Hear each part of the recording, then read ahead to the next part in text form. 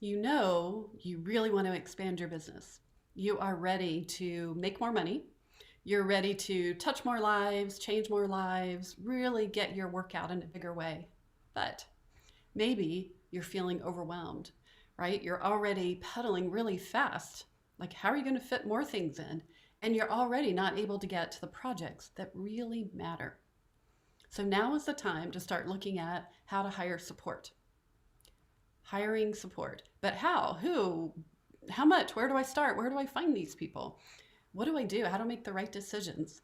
I'm going to share my insights with you and my experience from the last 22 years and actually beyond. I've hired and worked with lots of people in my whole marketing career in corporate and in particular as an entrepreneur, because it's a little bit different animal for that. So that's what we're going to talk about today. So welcome to Joyful Business TV. Hello, I'm Laura West. I am the founder of the Center for Joyful Business. I'm a creative mindset and business success coach. I'm an author, speaker, and your host for today's show. So for over 20 years, I have been helping conscious entrepreneurs who are sensitive, creative, intuitive, really good at what they do, and pretty darn ambitious. I help them be more successful. They want to grow and put their soul into the world while making great money, but they want a different way to run their life, one that is about conscious business, right? Not about soul crushing strategies and hustling 24/7. It's about aligning your energy from the inside out. So I hope that you find this TV show is this oasis of sanity in this crazy, hyped up business and marketing world. And before we get going, I want to share with you something that I want you to know. I want you to know that I deeply believe in you. I believe that you are designed to flourish and that we just need to release the possibilities of what's getting in the way. All right. Nature naturally flourishes. That is just what humans do. That is what nature does, is what the flowers outside, the oceans, the stars, the planets, we naturally expand and create. And we just have to have the right conditions so that we truly, truly flourish. And I know that's possible for you. So if you're here live, this is how it works. We're going to do 30 minutes where I'm going to share on today's topic.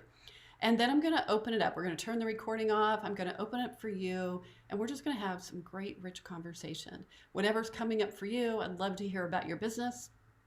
And we're going to talk about what it takes to create and grow a successful, joyful business. All right. I'm going to take a sip of my tea here.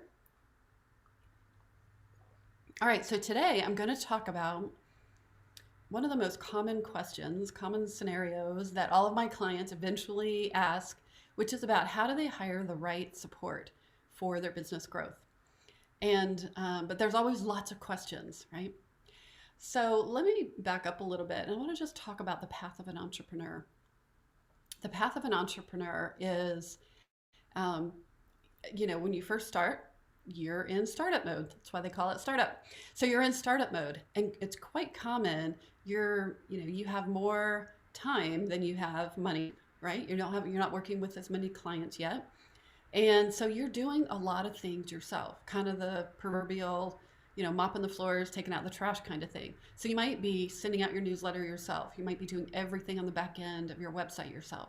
Or maybe you're getting a little bit of help, right? I know for me, what I have noticed is that if you come into your business and you're already used to hiring people, if you've done that in another job, then you're quicker to hire somebody, which is just natural, right? So I worked as a VP of marketing, so I was pretty quick to hire somebody because I was used to working in teams and not working alone. And I was used to people having their jobs of things they were good at. And then I had my job of things I was good at. And so I hired team pretty early on. But lots of times everybody's a little bit different place with their startup mode. But in general, you'll have a little bit of help or you might not have as much help, and you do things yourself. Then you start getting clients and you start quickly realizing that the more clients you get, the less time you have to do all the regular stuff in your business, plus stay out there and market. Then you start going into the growth phase, right? The growth phase is where you're really growing. You're getting lots more clients. You're filling your programs. You might be doing packages and programs, selling products, things like that. Things are really growing faster. And it doesn't make sense that you would be doing some of the things behind the scenes, like your bookkeeping and things like that, it's not your natural habitat, as I was going to say. It's not your natural where your brilliance really is, right? Then there's a third level of where you get into leveraging and scaling. So I want you to think about, where are you, right? I teach a model to my clients, and it's called the Creative Power Centers. It's the Entrepreneurial Creative Power Centers. And one of the power centers that you can activate is about hiring, support, and putting systems in place. And so you really want to look at, a great question to look at is, where's your energy leaking? Where is it constricted or blocked? And where is it expanding? And so a lot of times it comes around frustration. The leaking or constricting is because, and you're not able to expand, is because you don't have enough help, right? You're trying to do everything yourself. So that's one of the areas that as soon as you start looking at that, excuse me, things will start expanding again. But you become the bottleneck, right? You trying to do your bookkeeping, you trying to keep up with everything. You become the bottleneck actually to your expansion, because you can't get to the marketing strategies, the growth activities, building relationships, going out and attracting clients. So that brings us to, all right, you're convinced me I need to hire some help, or you've been really curious or thinking about this, or maybe you need more help, but maybe you're not sure where to start, right? I know one of the things that comes up for people a lot is around deservability. That somehow you don't deserve, or, like who are you as an entrepreneur to be able to hire somebody, right?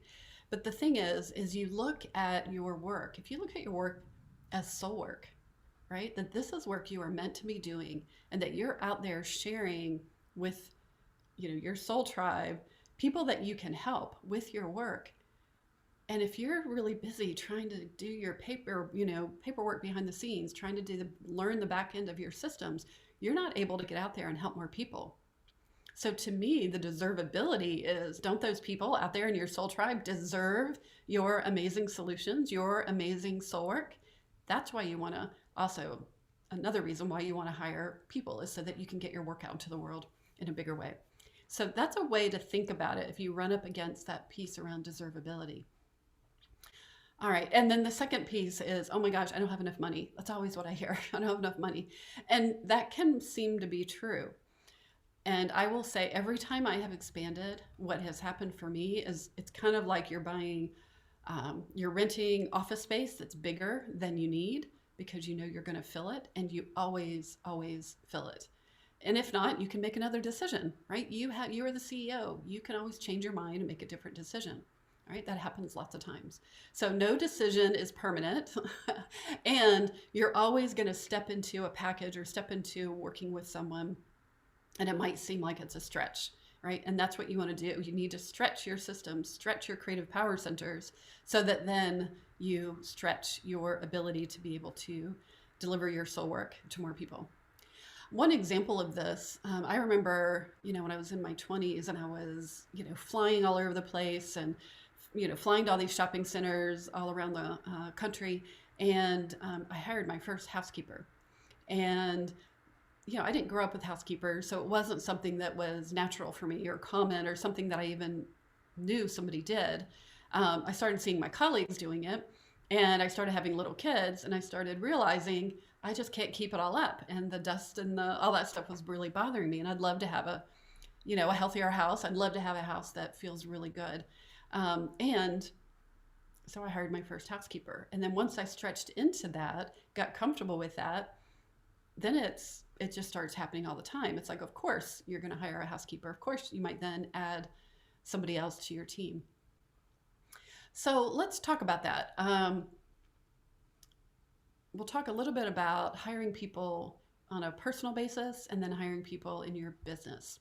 So on a personal basis, sometimes we think, oh, I need to hire a virtual assistant. I need to do something in my business right away. But sometimes you just need to alleviate some of the pressure at home. So again, it might be with a housekeeper, it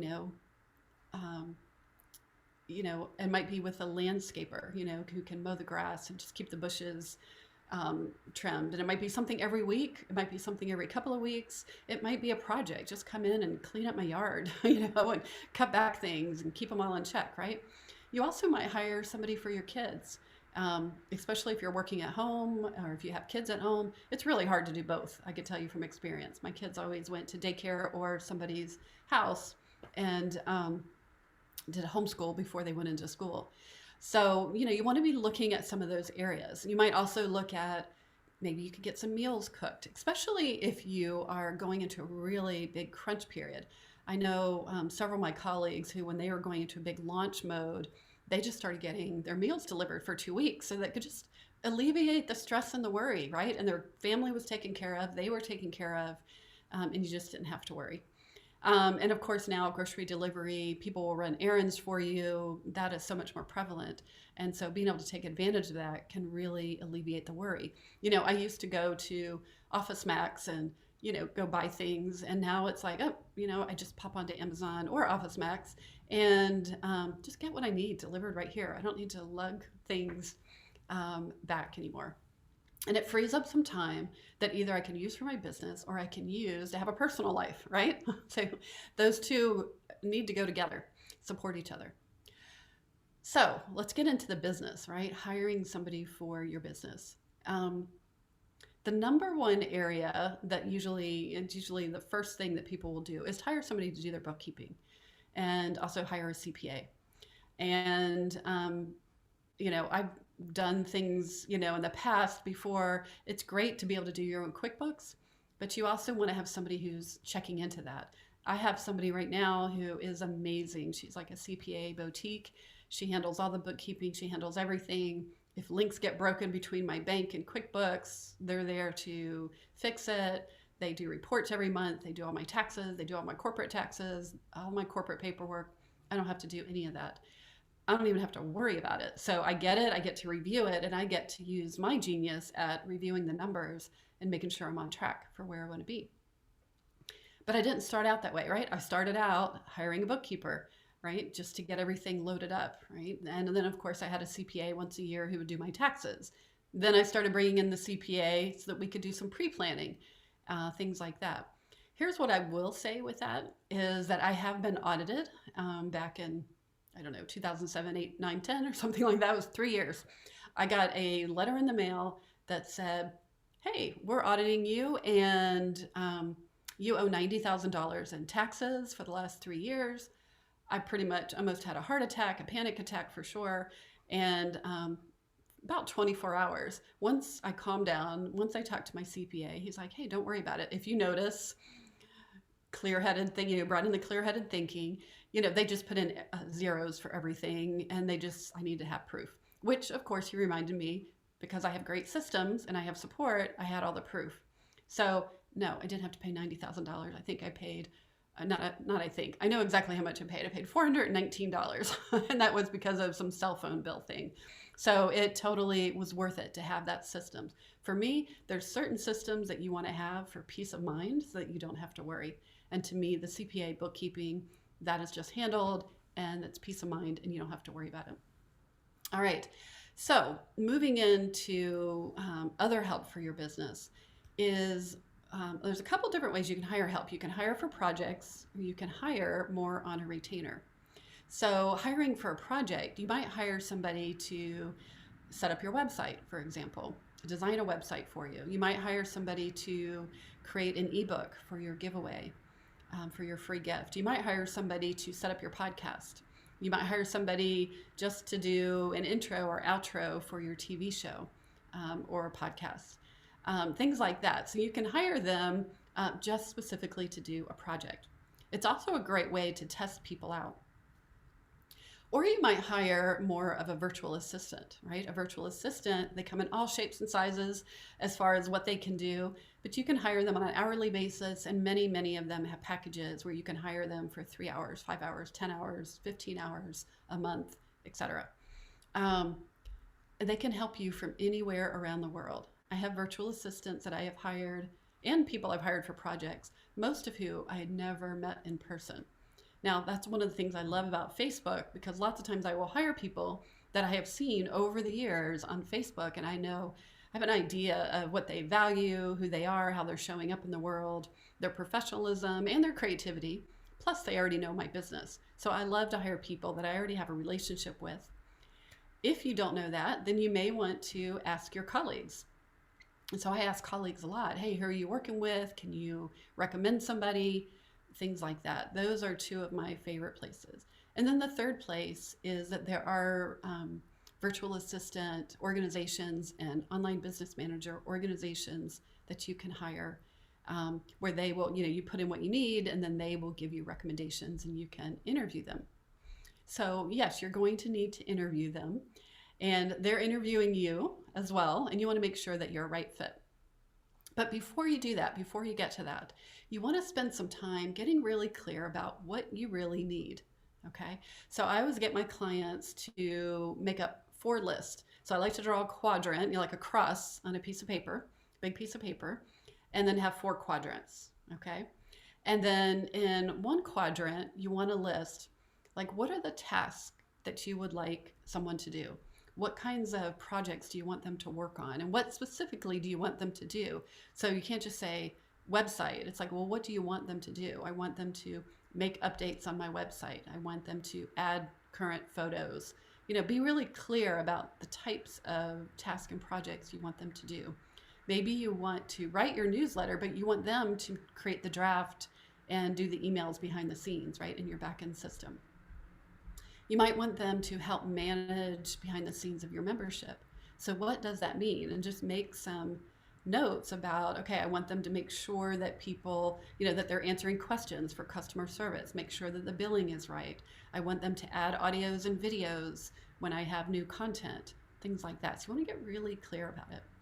Maybe you want to have somebody manage your podcast or TV show and help you behind the scenes. So they might need to edit video, things like that. So that gets into number 2. So there is, what kinds of things, projects do you want them to work on? Quadrant 2 is, right beside it are the skills. So what kind of skills do you want them to write for you? That's a little bit harder, and that may take a different kind of person for them to be able to get your voice.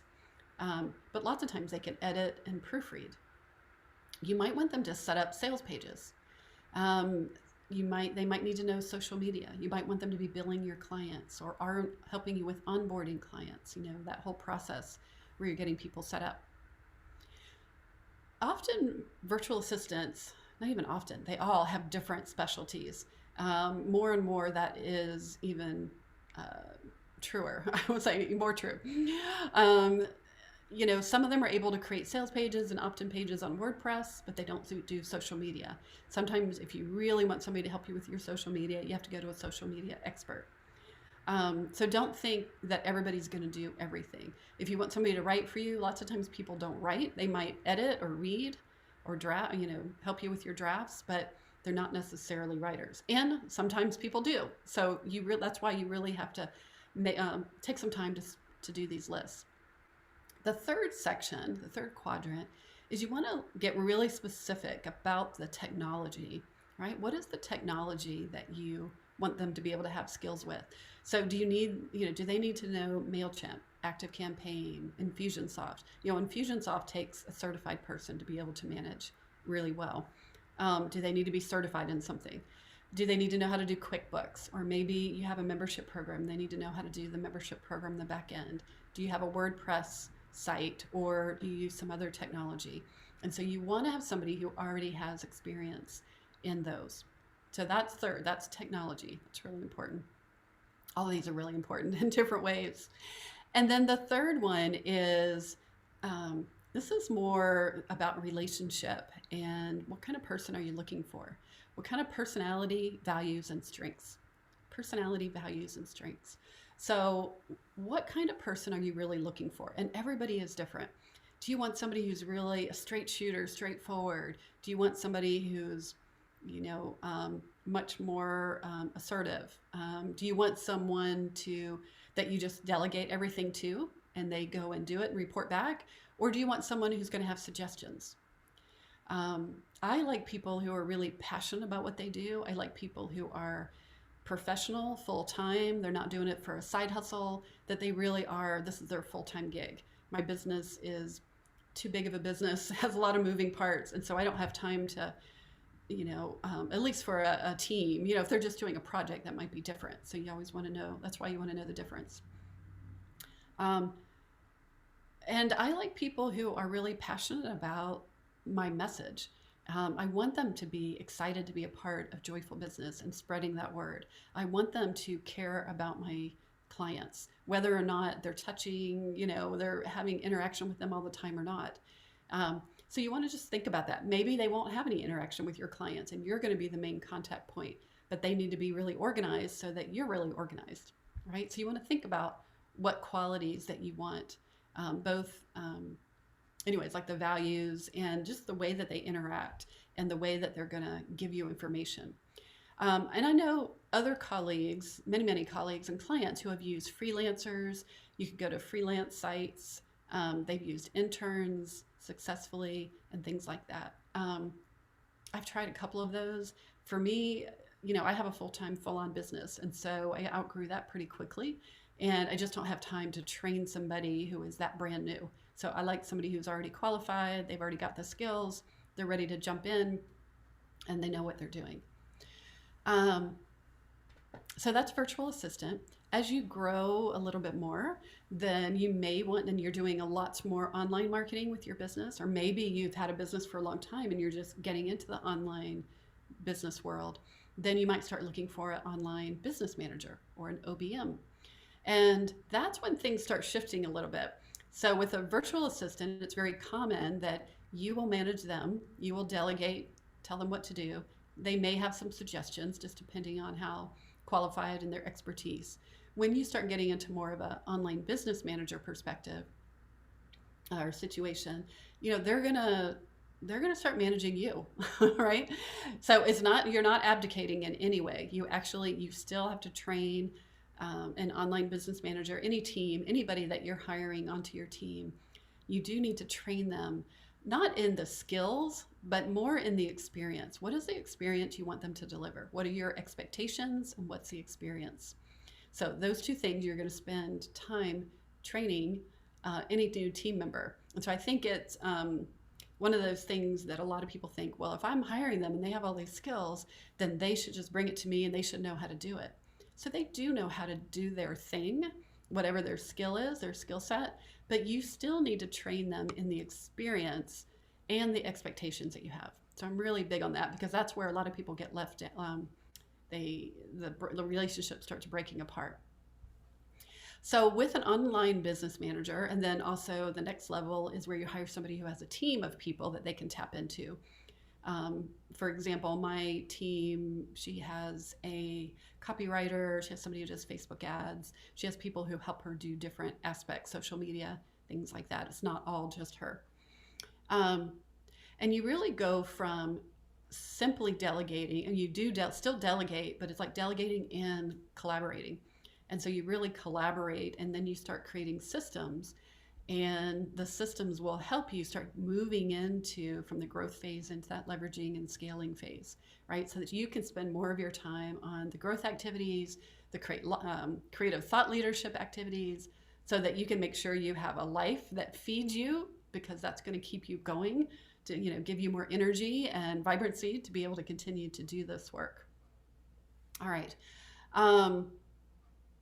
So we're going to start wrapping up a little bit. I know there's lots of questions about this. I do trainings on this inside the Joyful Business Studio. That is my monthly membership program. And I do coaching, I do private coaching, and I'm always coaching my clients on how do you hire and what are you looking for, and walk them through that process. Because it is a process, and you will, over the lifetime of your business, you will go through different phases of the people that you're working with. You will go through different people. There's some people that they're great for one thing, but they're not really, you learn over time, they're just not a great fit for your organization. Or maybe you outgrow each other. I had a wonderful, amazing online business manager for a number of years, and probably a decade, I think, over a decade. And it was amazing, fabulous. And she outgrew her job and what she was currently doing, and she started going into a whole nother area. And so she started opening a business, doing a business and growing. So it was time for us to part ways. So then I've looked for other people. I have hired people just to do things where I see that they have a specialty. Maybe they have a specialty in launching, right? They'll help you with that launch of something, but they're not so much people who are going to maintain, right? People are going to create systems and create things going. You keep things going. You might also look at if you're doing things like a summit or a book launch. Those are really specialty experiences, and so you might hire somebody who's going to help you specifically with that. And then, of course, I think one of the ultimate ways to get support is to hire a coach.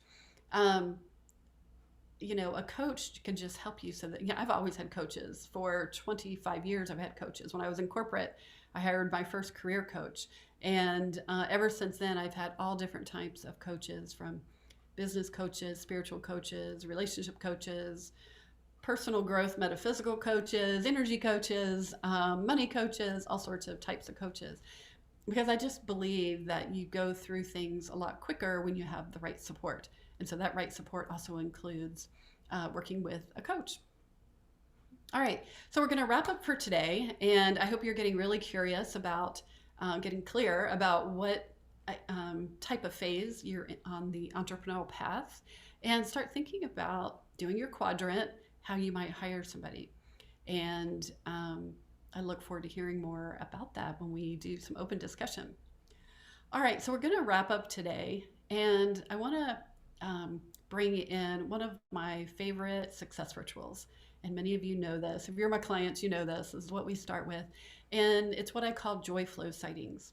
And joy flow sightings are where you pause, you take a moment, lots of times at the end of the week, or at least on our coaching calls, or right here, right now, and just say, what's working? Where is the joy flowing? Okay. And, my company is called Joyful Business. It's not that it's joyful all the time. That's a myth, right? We're hearing a lot right now about the toxic positivity. We see that on social media, like everything just looks like it's all roses for Laura, or whoever. And, we all go through struggles. We all go through days where we doubt, we wake up on the wrong side of the bed, or we just look at the news and it really just gets to us today. And, that happens. But there's a way of learning to be with your emotional range, all your different emotions. And one of them includes being with your joy. And again, not about putting the false happy face, but it's expanding your range of how much joy will you allow yourself to receive. And in the positive psychology world, they talk about the main focus is about broadening and building on what's going well, what is working. So take a moment right now and just think about what's going on in your business right now that is working. Right? It's really easy to look at your to-do list and say, oh my gosh, I did 3 things and I have 30 more to do, right? You're never going to get that to-do list done, never. So that's a thing. It's just a thing. But what about what you did do? What are those 3 things that you did do? And they might be things like you got a new client. Maybe you were in a speaking engagement. Maybe you had, like I was thinking about last week, I think I had 4 speaking engagements online. It was either 4 or 5. And I should go back and count those, right? And really take a moment to give myself that acknowledgement. And that's what you want to do, is take a moment to acknowledge who you're being, right? Who you are being when these wonderful things are happening. Last week I took this class that I have an apartment by a marina, and there was a women in boating class. And I was so happy I got to go out on a boat. There was 2 boats, pontoon boats, 17 women, and we were learning about the bay and the areas that I'm at. And I just loved it. I loved being out on the water. And that was one of my joy flow sightings, being out on the water, meeting these other women who are interested in boating. It brought such joy, not to mention relaxation and relationships and connections. So think about, what are some things going on in your business?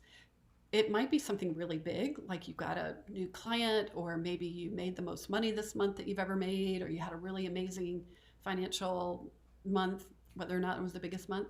Sometimes you just want to acknowledge, like, money came in today.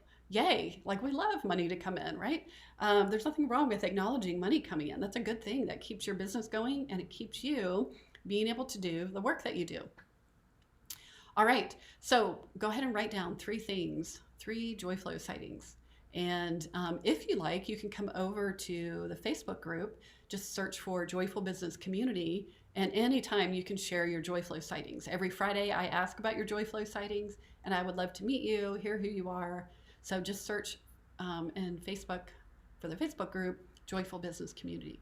You can also come over to my website at joyfulbusiness.com. And we are days away from launching a brand new, amazing, gorgeous website. I can't wait.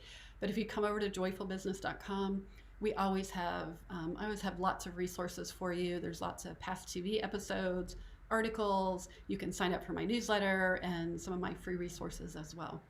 All right. I hope you will come back for more. Thank you so much for being here today. And I hope you have enjoyed this episode and that it's given you some things to think about for how to hire and make some decisions to help support you in growing your business. All right, take good care, and I'll see you on another episode. Thank you for watching this episode of Joyful Business TV. I want to invite you to get more creative strategies and support for growing your business. You can start right now by activating your abundance mindset with a really powerful creative visualization that will help you get into the universal abundance current, one of my favorite things to do. And you'll also get a companion 7-day journal that will help you create a daily habit of co-creating with the universe. These are two powerful resources that you can get started right now to help grow your business and activate that abundant mindset. You just go over to activateabundancegift.com.